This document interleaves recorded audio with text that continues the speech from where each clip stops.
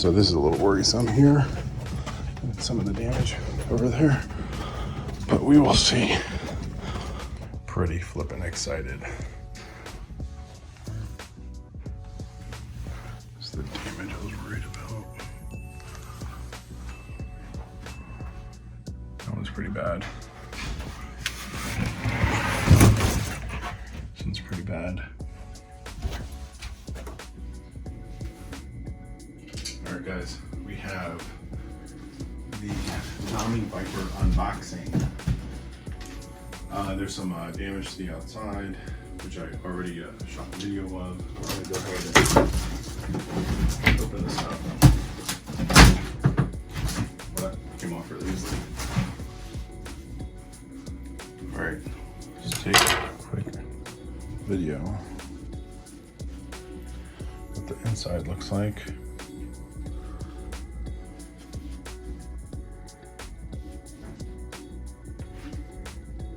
Start taking out some of these.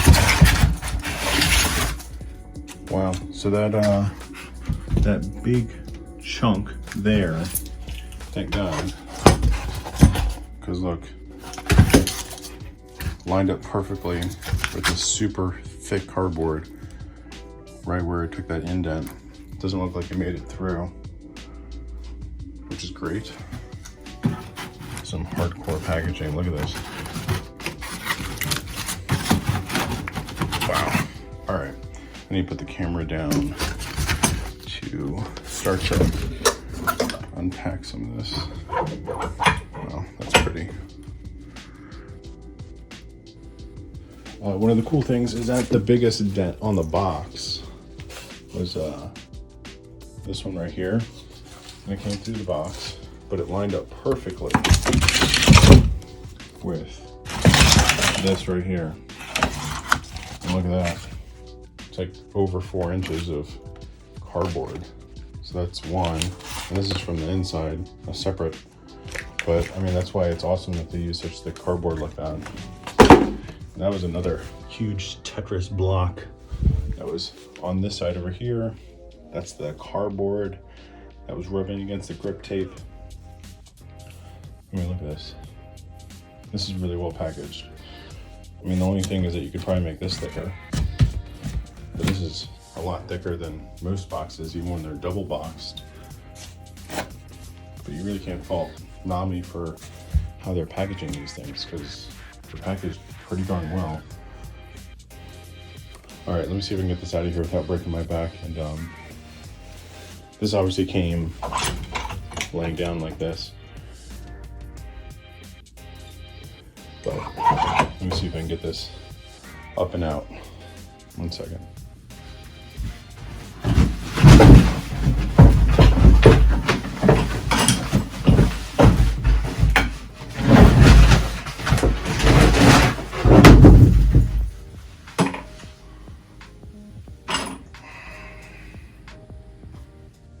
So that's what the box looks like.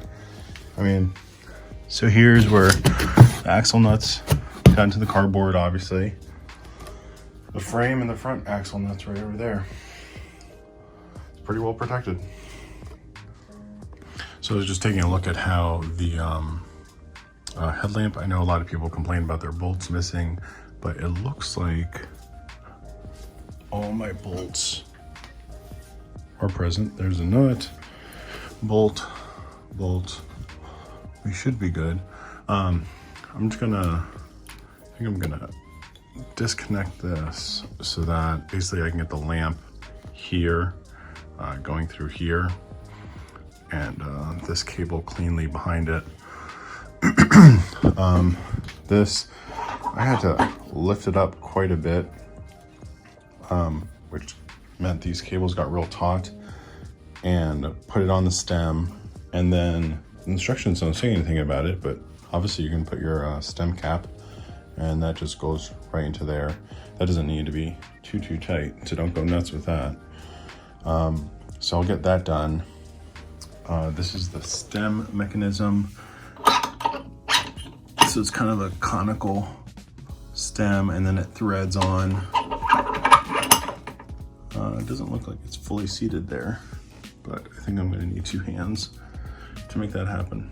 Okay, so I wasn't able to get my stem far enough down to start threading, and I was trying to make sure that the alignment was right and everything looked straight.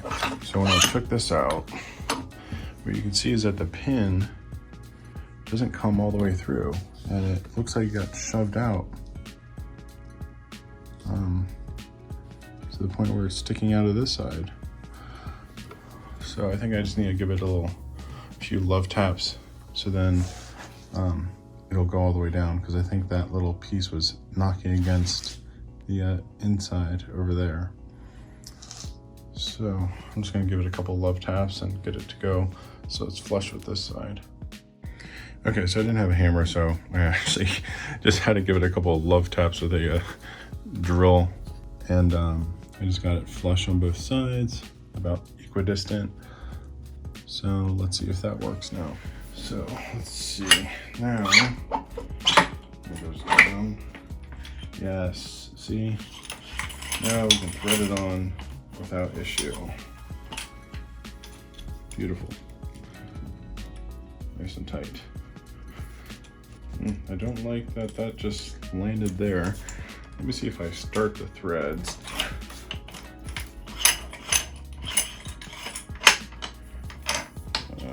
Somewhere else. Oh, that sucks. Oh, this is gonna drive me bananas, having the quick release in a random spot. Gosh, and having these wires get in the way of the quick release is really annoying, so let's loosen this and go with that. It's a little less annoying. All right, let's see. We start it from here. Nope, it lands wherever the hell it wants to land, which is right about there, which makes no sense whatsoever. That's gonna drive me crazy. If you have a solution to that, please let me know.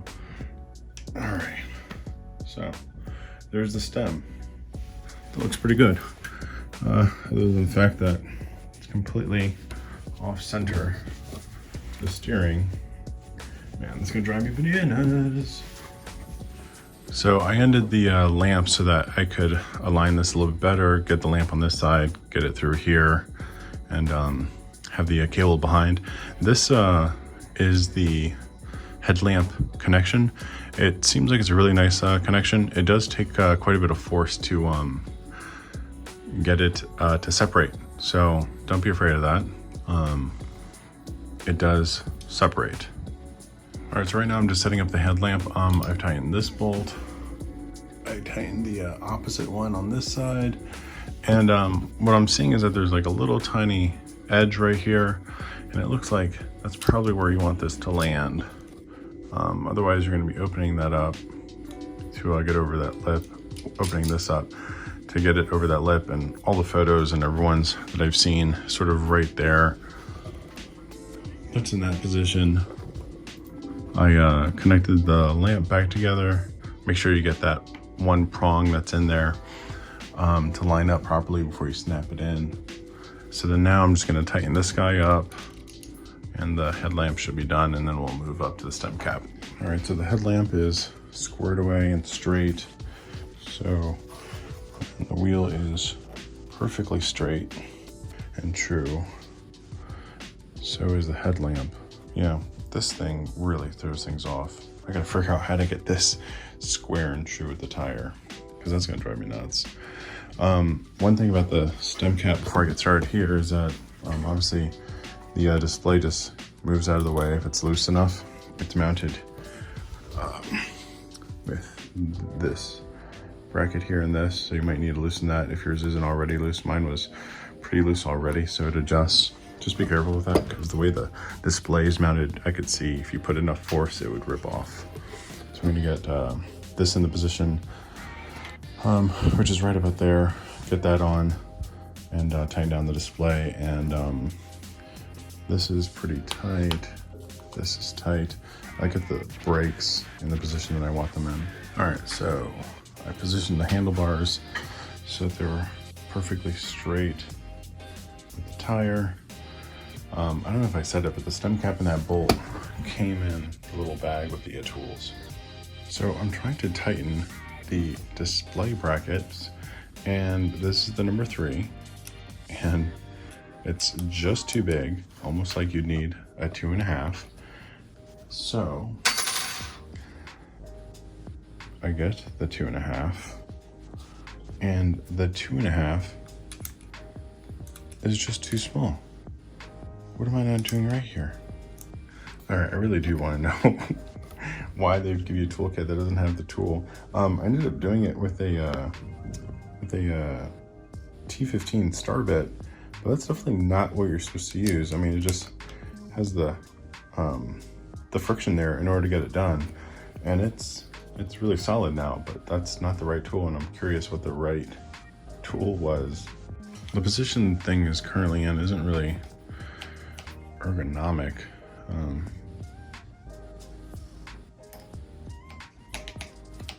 So if I'm gonna be here, I'm gonna try to bring this up higher so I can have more control over here.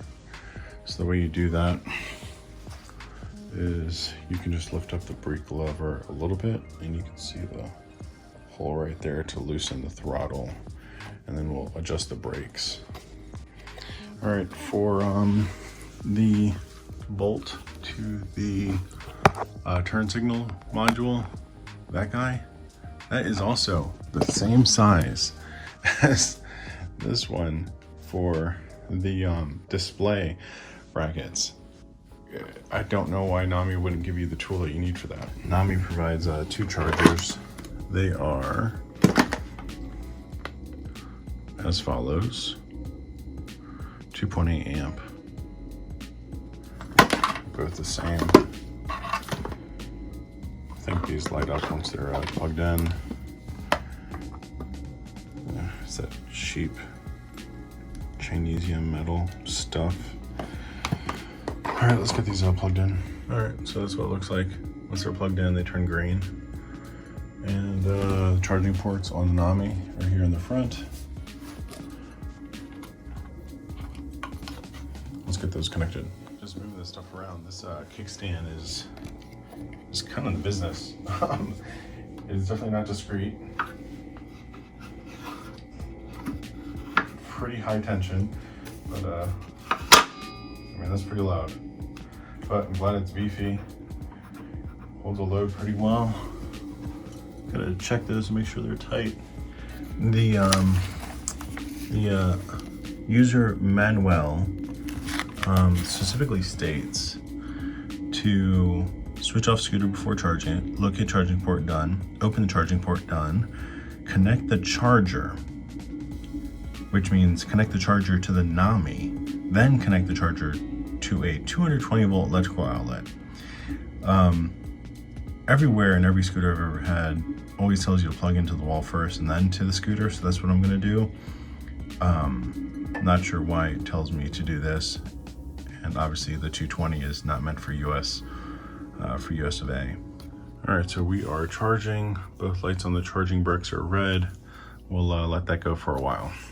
Something of interest is that I have 1.6 miles, presumably from QC, from NAMI. It came with 55%. I'm currently charging, so it might have been a little bit less. It's just been a few minutes. I went ahead and put it on mode X. One thing I noticed is that I had the PAS, which means that you need to basically kick off in order to start. So if I go into my menu, I think it's P7, supposedly at 0, it's supposed to enable PAS. I'm gonna pull this up just so that I'm not talking out of my butt. Let's see here. Yeah, so, oh, wait a second. Here we go. In the manual for P7, it says, enter 0 to activate power shift, which requires initial speed to activate the accelerator. When 0 is activated, the PAS pictogram will appear on the dashboard. Enter 1 to activate 0 start, which does not require any initial speed. Mine is the other way around. So you see here, I go to P7, it's 0, right? There's no PAS. I go and put that at 1, now it shows PAS. So I don't know, it looks like they got something wrong in the manual. So I'm trying to adjust the rear preload on the spring so that I can avoid some of those wobbles. And they're just really, it's not. So I'm using a adjustable spanner wrench. I'll link to it. And there's just no room in here to get leverage. I think I'm gonna have to try to use some hose end pliers or a much smaller spanner wrench instead of this adjustable one, which is a little bit bigger because it accommodates larger spaces. So I'm using this spanner wrench, and I was actually able to adjust the rear because it's a lot more tight, but I turned the wrong way. So now I have an extra thread showing, and I'm trying to bring it down a turn, not up. So now I gotta do 2 turns the other way. Okay, with this spanner wrench, you see, it goes in there. This little hook will go into these hooks, which are about 1 inch apart. So you see, one there, one there. So the idea is basically that you get that hook into there, and then the rest goes around the circumference of the nut, and you turn it clockwise in the back. So then this is 1 turn in the rear, so it sits a little bit lower in the rear. All right, so the front is definitely a lot easier. This is after 2 turns. You're turning, you're grabbing the like this, and you're turning this way, counterclockwise to It is really nice to have these valve stems so easily accessible. I mean, this is awesome. It came with a 41.5 in the front.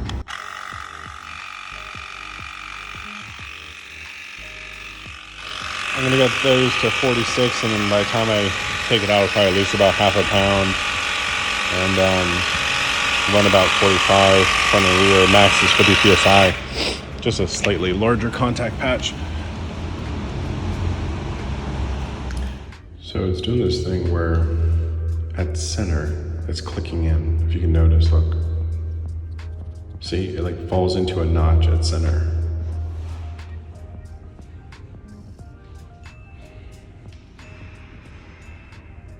You can see the vibration.